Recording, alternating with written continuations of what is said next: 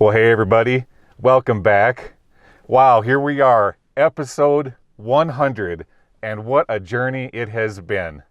So I thought it would be a lot of fun to spend the next 3 days talking about how I started with one single camera and a microphone and turned abandoned and forgotten places into what you see today.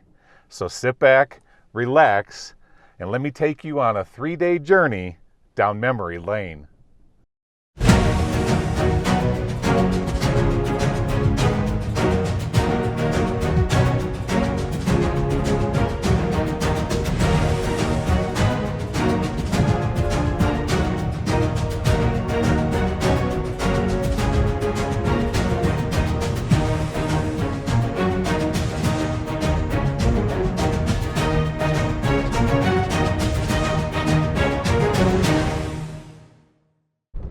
Okay, so it was about this time when I think it was in late September, somewhere in there, starting to get pretty chilly in Nevada, so it was time to head back to Arizona because I needed to meet up with Frank Schlichting from Exploring Abandoned Mines out of Canada.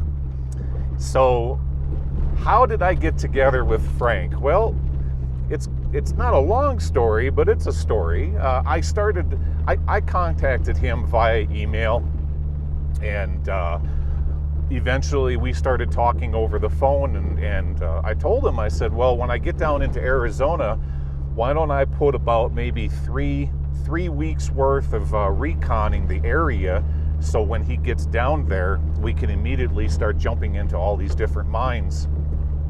And that's exactly how it played out. He showed up, and immediately I had a list of a lot of great locations that we could start exploring together. And it was during this time that we were doing so much exploring and going to so many different locations, I didn't have time to produce diversified intros like what I was doing in the past. So what I did instead is I created a brand new intro. And this is the one I was telling you about earlier with the music, with the adventure music. So with the help of him and flying his drone, I grabbed up all those clips, put together a brand new intro, and I used that intro during the entire time that I was working with Frank.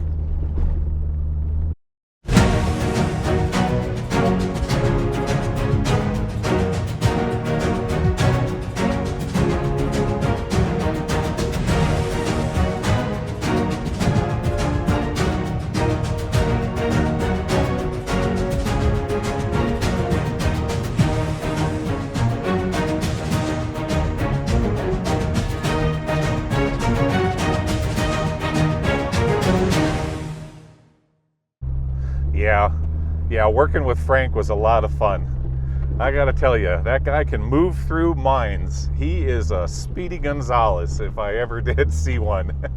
Yes, you know, I move a little bit slower through these places because I like to focus the camera on stuff, you know, when I find artifacts and things of that nature. And Frank does too, but he has his own method, which is hit the nitrous button a lot of the times. But goodness, did we have a lot of fun and a lot of laughs. It was just some good times, guys. Frank, if you're watching this, I really look forward to getting together with you someday, and once again, we can dive into a few more abandoned mines. That'd be a lot of fun.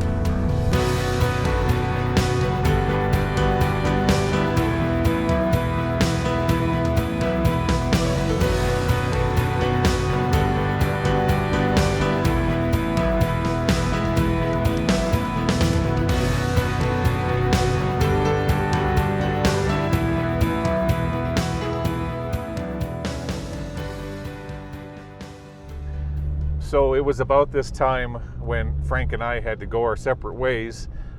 There was different areas of Arizona that he wanted to explore, and I had a really good friend of 26 years showing up. Haven't seen them in a while, and I really wanted to, you know, hang out. And eventually I asked, hey, do you want to be my camera person and follow me around for a while? Well, they were just a little bit reluctant in following me into abandoned mines, but I eventually talked them into it. But there was one rule: I could not. I couldn't say whether it was a male or a female. I couldn't give out their names. They absolutely did not want to be in front of the camera, and so I honored their request. And but hey, you know what? We had a lot of fun. I got a really good camera person out of the deal, and they were super committed. Got some incredible shots following me around inside of these old mines, and at the end of the day, we had a blast. And I know you're watching out there. Kudos to you. You were awesome. From time to time, just traveling to an abandoned mine is half the adventure. On this episode of Abandoned and Forgotten Places, I take you to one of the most difficult sites I have ever driven to with my trusty Jeep, Old Bob. Hours of climbing over rocks and boulders and sometimes even dried up waterfalls led me to this rare and unexpected find. Because of its incredible remoteness, I found some interesting machinery still left in place by the miners themselves and spared from a remaining lifetime in someone's rock garden. With its headframe long gone, wood scavenged for use at other mines in the area or just simply decomposed by the ravages of time, this mine brought its ore up via a 400-foot vertical shaft and was hauled off by trucks to be processed at local mills. Many mines, such as this, have no remaining public records, but after finding parts and pieces of Model A's and Model T's in the immediate area, my best guess is these mines were in production sometime around 1929. You just never know what you'll find exploring the desert Southwest, so today, come along with me as I explore some of western Arizona's most remote and hidden abandoned mines. Arizona, a place of endless beauty, incredible vistas, and rugged landscapes. Hidden deep in the nooks and crannies of this great state lie an abundance of abandoned mines, waiting to be found and their stories told. Over the last 6 months, I've done my very best to find some of the most interesting mines to document, but with this episode, the winter adventure season of 2020 comes to a close. Today on Abandoned and Forgotten Places, we finish this winter's adventure first with a location not recognized on any map, but with interesting stories to tell. Then, we move to a much larger mine filled with massive quartz veins and other interesting geology. Abandoned mines, large and small, cover western Arizona, and each one tells a story in its own unique way. You just never know what you'll find when exploring the darkness of an abandoned mine. So today, come along with me as I explore 2 more interesting locations and finish this winter's chapter of Arizona's abandoned mines.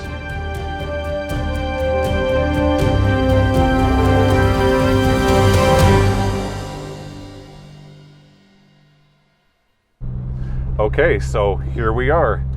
It's at this point where my editing skills are, for the most part, starting to mature pretty well, and the channel's growing.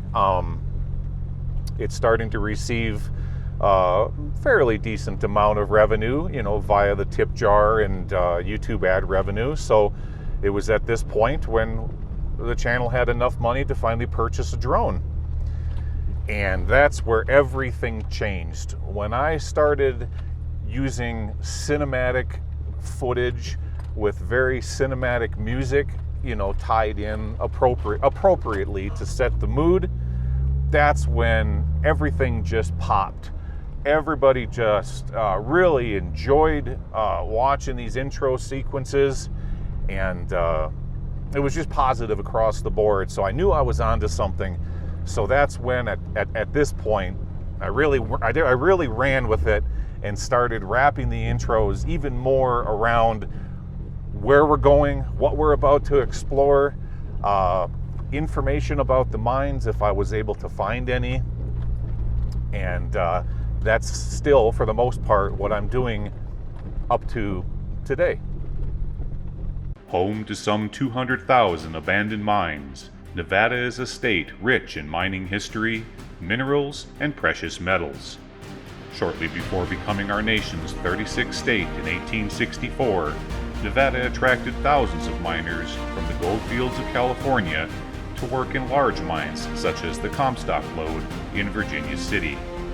Then, at the turn of the century, large deposits of silver were discovered near Tonopah, with huge deposits of gold found further south in Goldfield in 1902 and Rhyolite in 1905, just to name a few. Ghost towns, ore processing mill sites, open pits, and abandoned underground mines are scattered all across Nevada, so for the next 6 months, come with me as I take you to some of the most remote and interesting locations across this great state. Today, on Abandoned and Forgotten Places, we begin our summer adventure season with some remote gold mines containing interesting geology, artifacts, and I show you firsthand just one of the many extreme dangers in abandoned mines. Abandoned mines are interesting, intriguing, and sometimes even enticing, but without the proper knowledge, experience, and safety equipment, exploring an abandoned mine could cost you your life. Armchair exploring is the safest way to explore an abandoned mine, so please, stay out, stay alive, and enjoy the show.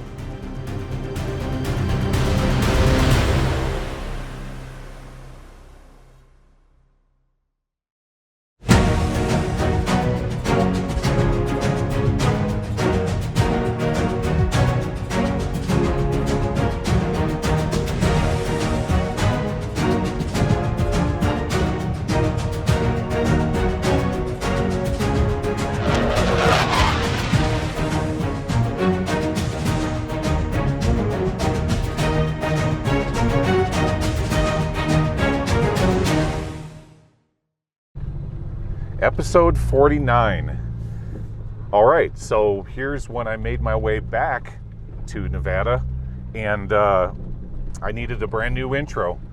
So I'm looking around the area trying to decide on what looks like a whole lot of fun, and just to the north of Goldfield, between Goldfield and Silver Peak, there's an old dry lake out there. And I thought to myself, yeah, you know, that'd make a great backdrop, you know. So I headed out there, and I was all alone. So here I am. I'm in my Jeep, and I'm literally flying the drone while I'm driving. But there's absolutely nothing to hit out there. It's just, you know, wide open. And so I'm driving the Jeep with my knee as I'm flying the drone, getting those shots. And then later on, I added in the jet and the sound effects and all of that. I had a lot of fun putting that one together. On this episode of Abandoned and Forgotten Places.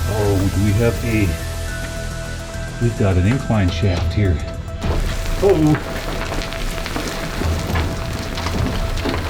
Oh, look at this, guys. Oh, cool.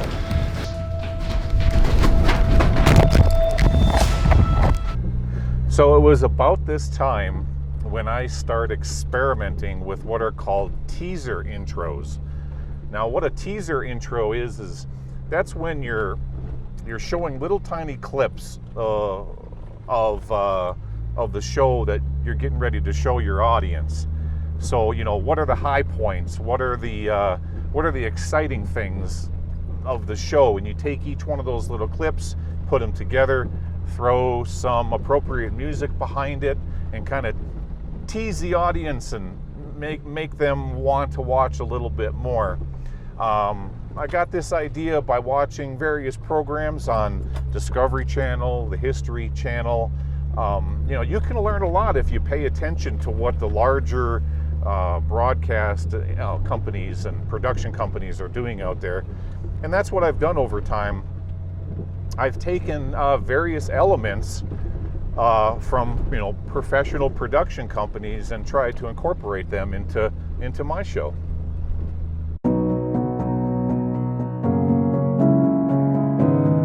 Hidden deep in the mountains and hills of western Nevada, At an altitude of 5,600 feet lies an interesting silver mine with gold and copper being secondary commodities. Exposed lens quartz ore bodies exist all along the side of the hill, sheltered by large layers of rhyolite tuff and surrounded by thick layers of limestone laid down during the late Cretaceous and Neoproterozoic periods from 145 million to 541 million years ago. First discovered in 1864, this mine began production in 1865 with the implementation of an inclined rail trestle as well as a cabled tram system to help lower silver ore to the base of the hill. A report was filed in 1878 stating that this mine was producing period values of $100 per ton of silver, with over $200,000 totally produced throughout the lifetime of the mine. Today, all that remains is weathered and sun-baked timbers, with equipment and steel long since scrapped prior to World War II. We begin our adventure today by taking a look at one of the more interesting ruined structures in the area, and we take another look at the adit where I was forced to retreat due to the presence of some sort of large animal. Critters, large and small, make abandoned mines their home, so today, come with me as we investigate and try to determine what type of animal was living in this abandoned mine.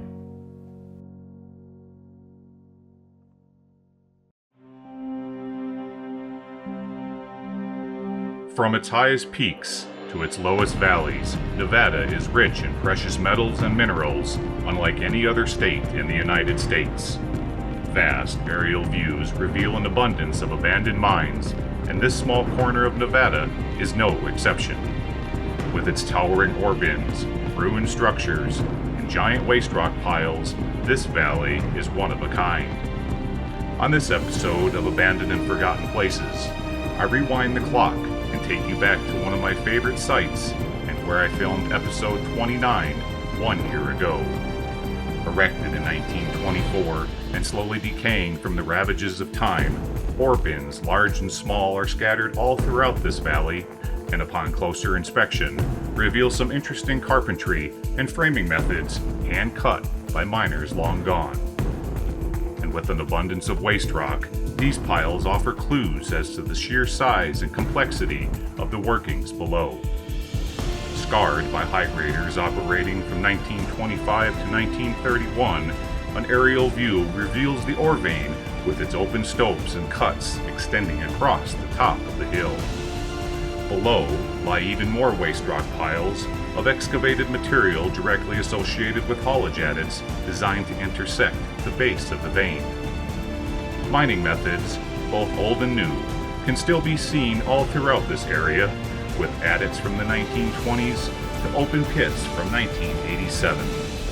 So today, come along with me as I continue the story and take you to the depths of a 480-foot incline shaft and reveal yet another undiscovered area of this abandoned mine.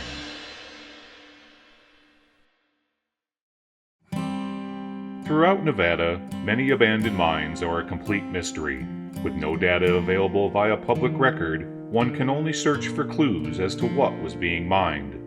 Shallow shafts and prospect pits act as a window into the surrounding geology, and with a little observation, one can make an educated guess as to what the miners were going after. Today on Abandoned and Forgotten Places, me and a lifelong friend take you into an abandoned mine that was left unexplored from last summer's Nevada adventures. With a sizable waste rock pile and loads of exterior artifacts rusting away in the high desert environment, this abandoned mine turned out to be a lot larger and far more interesting than we both anticipated. Because of their layout and challenging physical requirements, incline shafts are always some of my favorite mines to explore. With their wooden collars, sketchy ladders, and compressed stalls holding back tons of rock, these types of abandoned mines always make for an interesting adventure. So today, come along with me and Mr. M as we adventure into the very bottom of this long-forgotten mine and try to determine what was being mined, as well as explore the interesting configuration and artifacts of this abandoned mine. Discovered in 1880 and worked off and on until 1982, the Soaring Eagle Mine provided miners old and new a wealth of gold, silver, lead, and barite. Modern miners from the early 1980s erected a mill and gravity separation equipment which utilized water from a nearby spring and collected into holding tanks that can still be seen today. Rusted dreams of miners long gone are evident in the copious amounts of trash and decaying structures scattered all throughout the area, including a collapsed office, miners' sleeping quarters, and a blacksmith shop, with nearby concrete foundations that once supported ambitious projects such as an aerial tram tower and rail platform utilized for unloading rich ore into waiting trucks. Long before modern chainsaws, hatchet marks high on the hill indicate the manual removal of western juniper and single-leaf pinyon pine trees to make way for a cable tram system located high on the crest of the hill. Today, on Abandoned and Forgotten Places, I take you to nearly 8,000 feet above sea level. Follow an interesting rail system which once led to a manually hand-brake tram tower erected in place by miners from the 1940s. This rarely seen steel cross-tie rail system winds its way through uplifted dolomite limestone and native pine trees to reveal long abandoned artifacts such as a dual piston compressor and flywheel from the 1920s. So today, come along with me as I explore the Soaring Eagle's 500-foot-long haulage at it, follow its extensive drifts, climb sketchy ladders into huge stopes only to reveal its massive tabular ore deposit, and discovered its long-lost artifacts deep in this abandoned mine.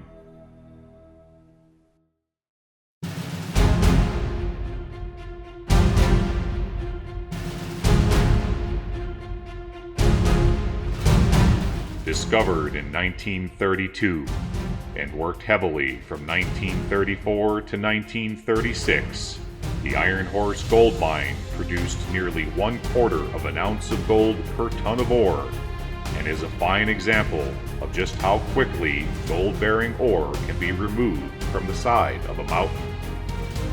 Blasted out long ago, miners worked their way straight up and along extended tabular ore veins consisting of mostly soft limonite, iron, and hematite via a process called stoping, with clearly seen evidence of long-removed ore veins high on the side of the hill.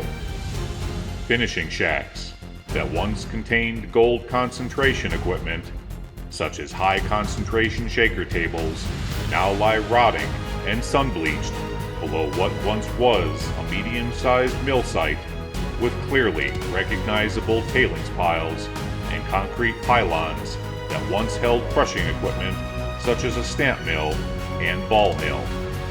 Mines such as this require many cases of dynamite, and this vented roof powder shack is easily recognizable, nestled between two pinyon pine trees far removed from the mill site for safety.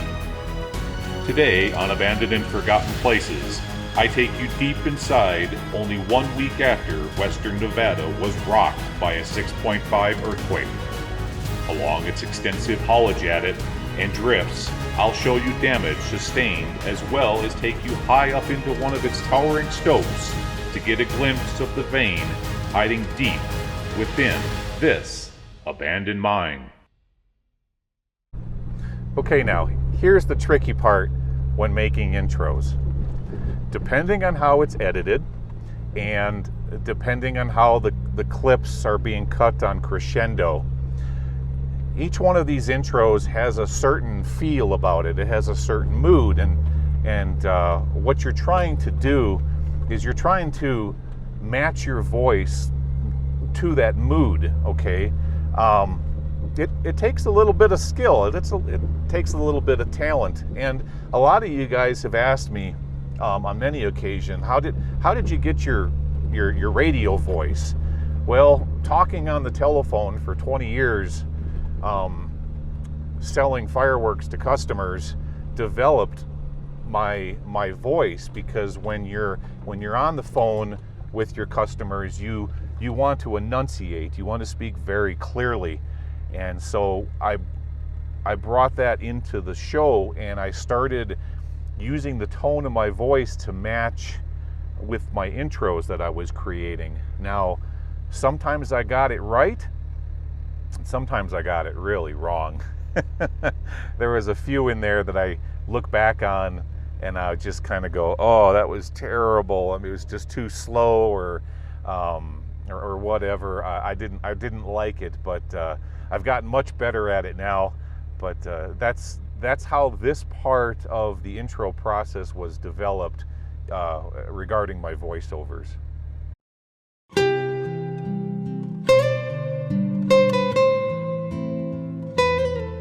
In remote locations such as this, the life of a miner was a tough one indeed.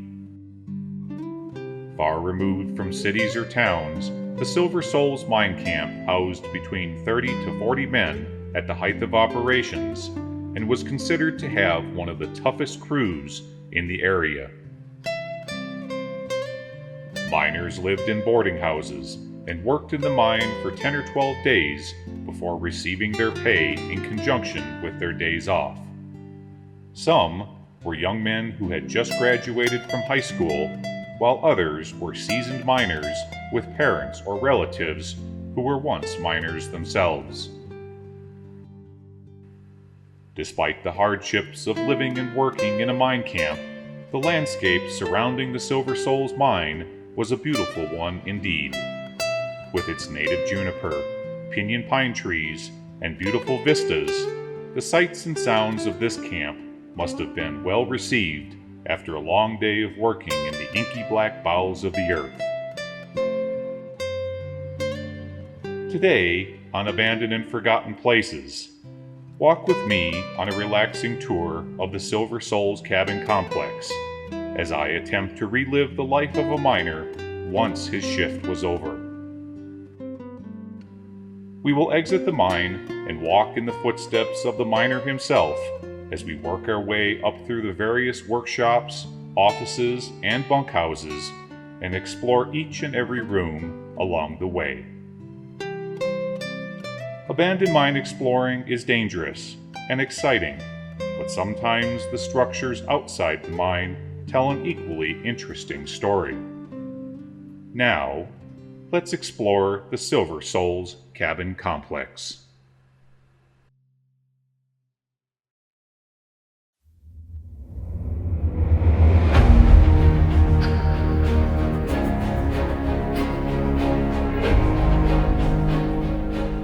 Discovered in 1920, and with its primary commodity being silver, the Silver Souls mine was worked heavily from 1952 to 1958 and extracted high-grade silver ore up to 365 ounces per ton from brecciated hydrothermal deposits up to 6 feet wide.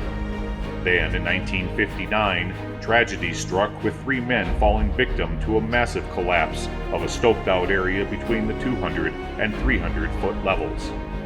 According to a detailed report, the men were in the process of removing rich pillars of ore that were being used to brace up and support the hanging wall of the stope they were working in when the collapse occurred. Massive amounts of rock, skulls, and other debris came crashing down and entombed the 3 men somewhere directly above the 300 level. All across Nevada, rescue personnel arrived at the site and worked tirelessly for 3 weeks trying to recover the 3 men.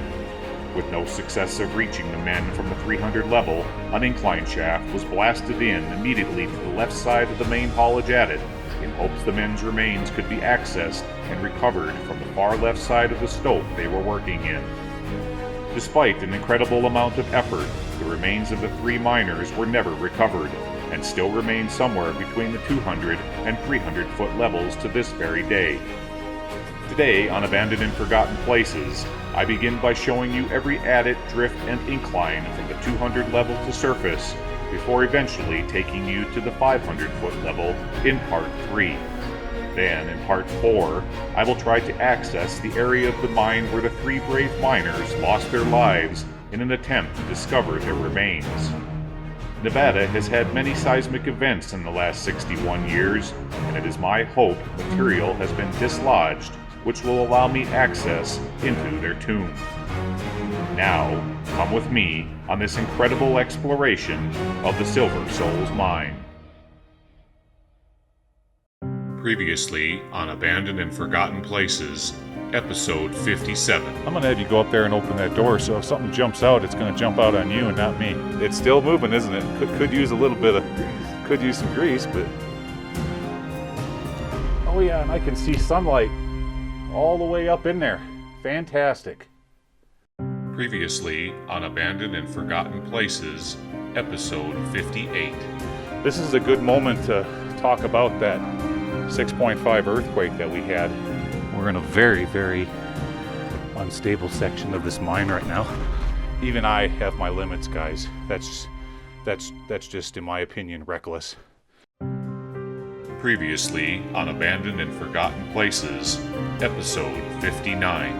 Actually, I'm just going to keep kind of panning around. There's so much to take in. Let's get out of this section. That's very, very sketchy.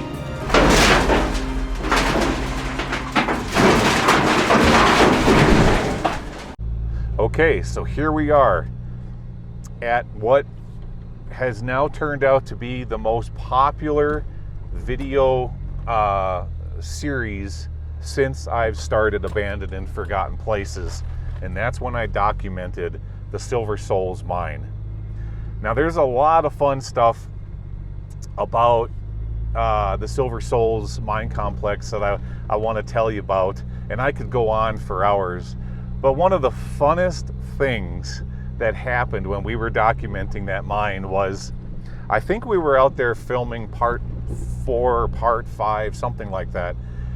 And when we exited the mine, here is a sticker on the windshield of Mr. M's Jeep. That's what we were in at the time. And I look at the sticker and it says, "Wonder Hussy." And Mr. M and I are looking at this sticker and going, how in the world did this thing get on the windshield of the Jeep? So we turned to Randy and we immediately started blaming Randy. Oh, Randy, you're pulling our leg. You got this sticker from somewhere, you know, so on and so forth. But it wasn't until later I learned that indeed Wonder Hussy was at the exact same mine that we were at that very day. Pure coincidence that this happened. She was outside documenting the surrounding cabins and old structures while we were inside of the mine, and I was documenting where the miners had passed away in that collapse. But yeah, it was not staged. That was 100% pure coincidence. And so what I did is I took her sticker, and to this day it's still in the corner of the windshield here of old Bob. Warning. This video shows animals that have fallen down mine shafts and died. Viewer discretion advised.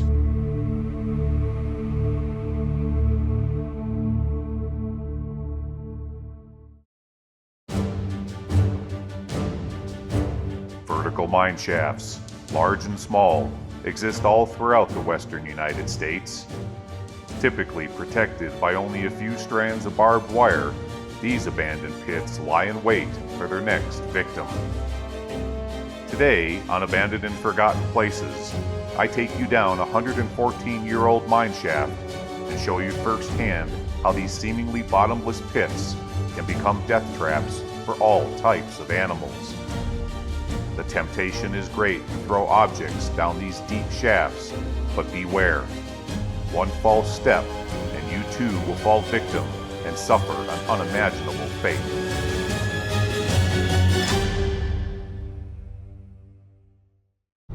Now this was, right here, my most popular video of all time.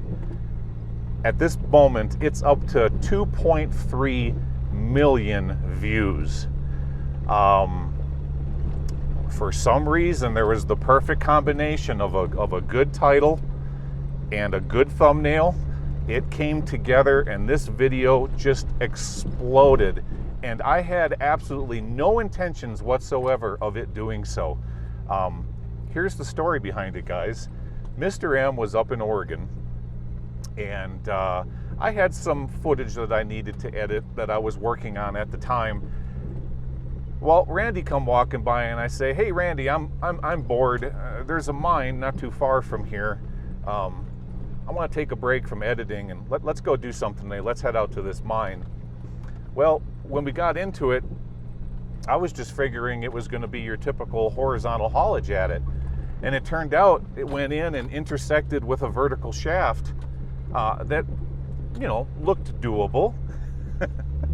So I got down into that thing, and that's when I started finding all of these dead animals. And eventually when I got into the bottom, I found that dead coyote that was like mummified, and then somebody eventually went down there years ago and propped him up against the wall, making him really creepy looking.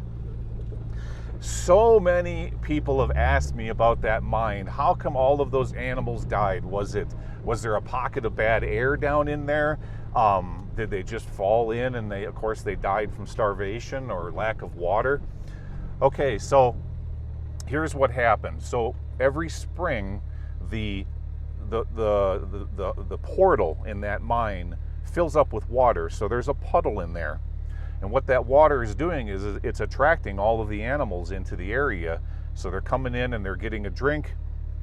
And the ones that are doing that are either accidentally falling into the shaft, or the predators in the area know that that's a watering hole, so they hang out waiting for rabbits to come in and take a drink, and then they chase after it trying to get a quick meal, and they themselves become victims. Now you have to understand, this has been taking place for 100 years. If I remember correctly, that mine was dropped in I think 1907, 1906, somewhere in there.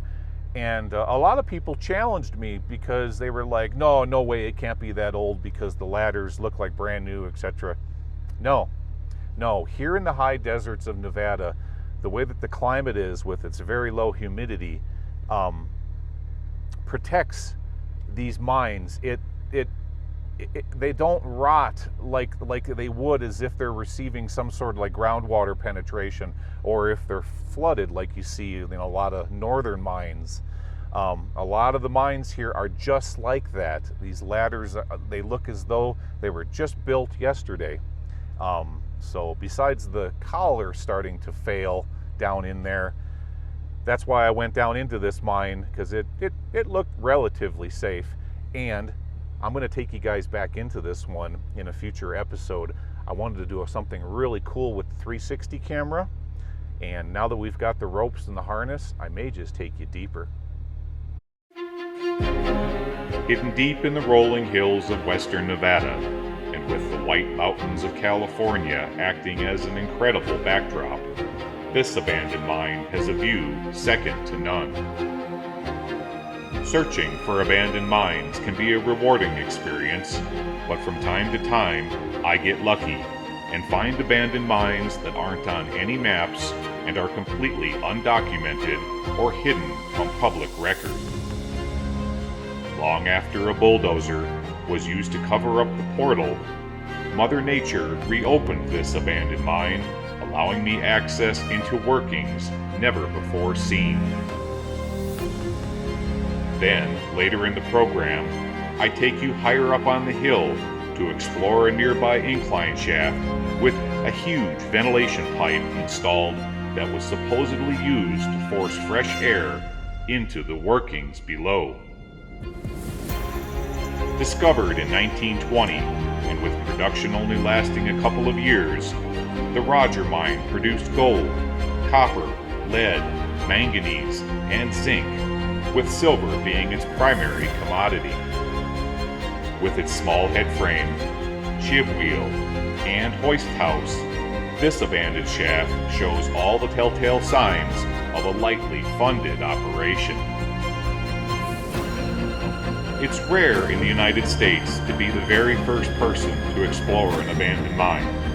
So today, on Abandoned and Forgotten Places, come with me on this first-time exploration of an abandoned 1980s silver mine.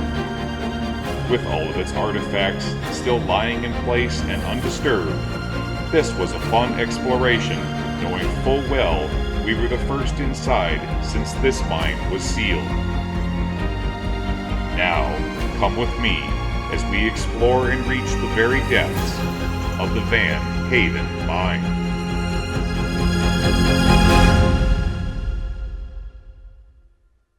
Previously on Abandoned and Forgotten Places, Episode 62.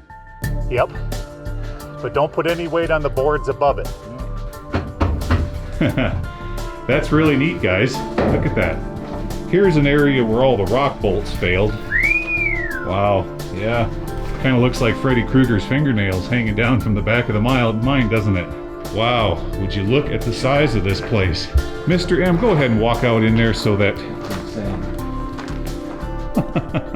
Unbelievable. Holy cow. This is so super cool. Mining camps and mill sites, large and small, exist all over the state of Nevada. Some exist within close proximity to cities and towns, while others lie abandoned and preserved due to their incredible remoteness and difficulty of access. With rooms filled with discarded artifacts from mostly the 50s and 60s, these cabins made for an interesting explore as we search the area for adits and shafts that would allow us access into the mine. Mining camps, such as this, sometimes have large mining artifacts lying around, and this site didn't disappoint. A rarely seen trailer-mounted double-decker gravity separation system with quad shaker tables and hopper was an interesting discovery to say the least. One can only imagine the engineering behind such a device. Then, nearby, we discovered a thermal trommel that was used to roast sulfide ore, ultimately allowing a more efficient recovery of silver and gold. Discovered in 1860 and operated sporadically through 1960, the Sullivan Mine produced molybdenum, tungsten, zinc, gold, and lead, with silver being its primary commodity.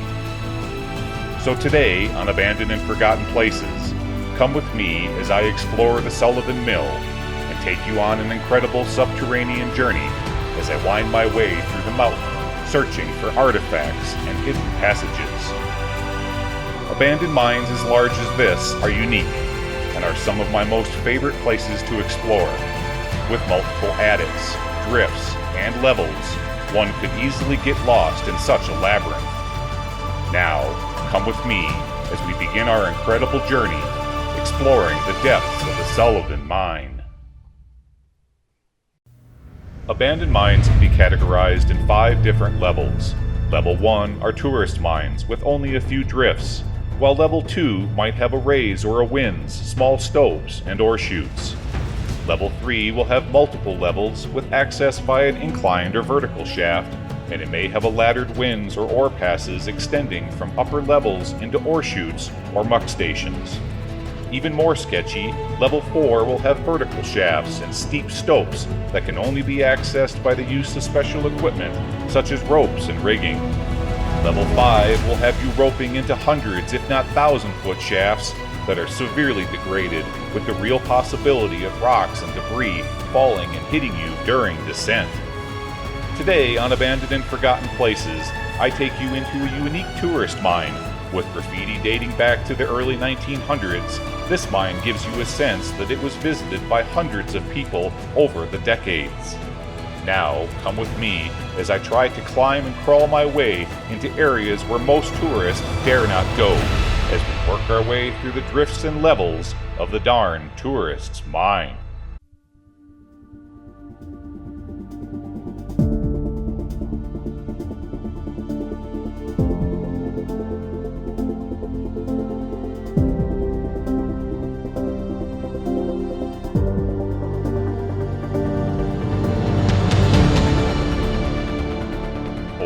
mines represent the leap forward in mining technology over the last 70 years.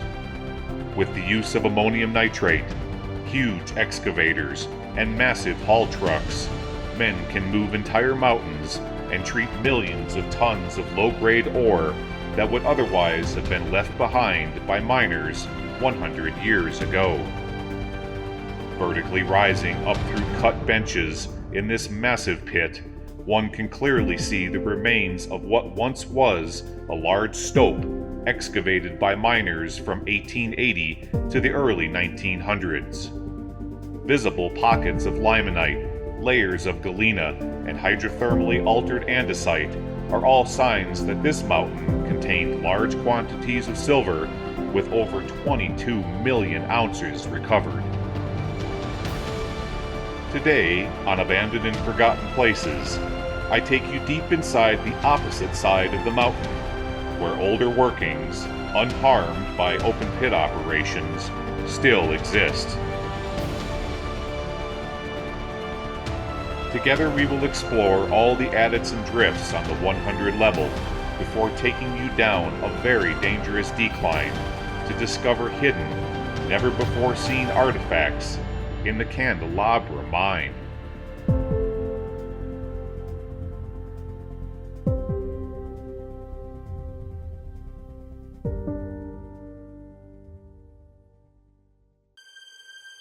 Previously on Abandoned and Forgotten Places, Episode 66. There's a pressure vessel, otherwise known as an accumulator, hiding right down in there.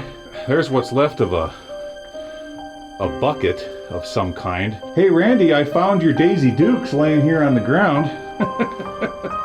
This is definitely a decline shaft. It goes all the way down in there.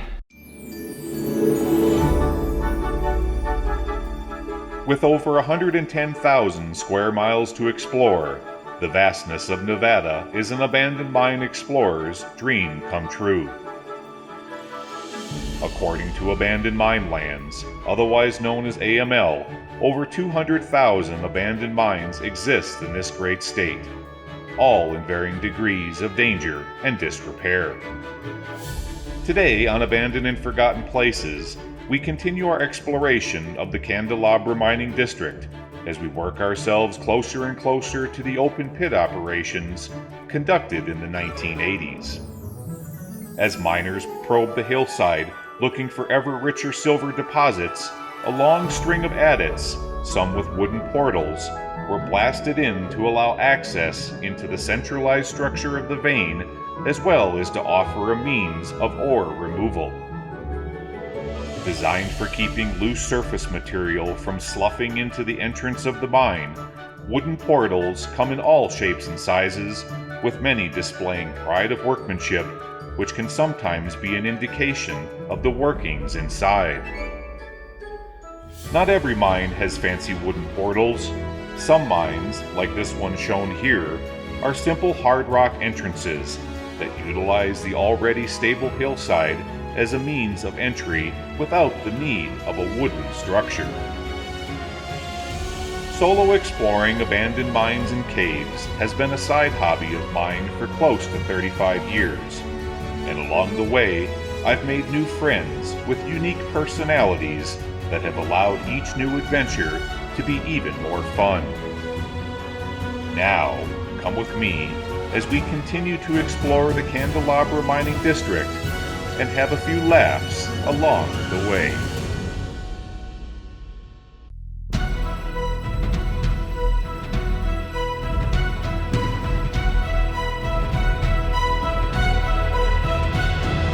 This week, on Abandoned and Forgotten Places, we return to the Candalabra mining district to seek out and explore the last few remaining mines in the area and to get an up-close look at yet another open-pit mine. 4 weeks ago, we began our adventure documenting the furthermost mine in the area, undamaged by open-pit operations conducted in the 1980s. With their extensive haulage adits and drifts over 1,000 feet long, these two mines took us completely by surprise. Then, working ever closer to the massive pit, we discovered 2 more locations filled with interesting artifacts and incredible geology, pointing to the fact that this area contained massive amounts of silver ore and still does to this very day. Exploring abandoned mines throughout the Candalabra mining district was a lot of fun, and we certainly had a few laughs along the way. Many mines were Class 1 tourist mines, but each one had an interesting configuration nevertheless.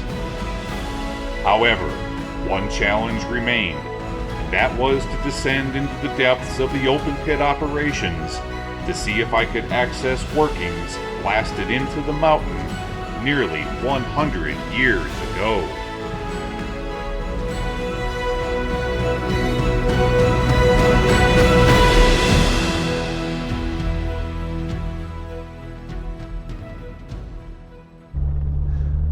Alright guys, well once again, thank you for coming along and watching part 2 of my 3-part 100th episode trip down memory lane. I'm really happy you enjoyed this one, and tomorrow morning part 3 will come out at 7 a.m. Pacific Standard Time. Alright, we'll see you tomorrow morning. Take care now. Bye-bye.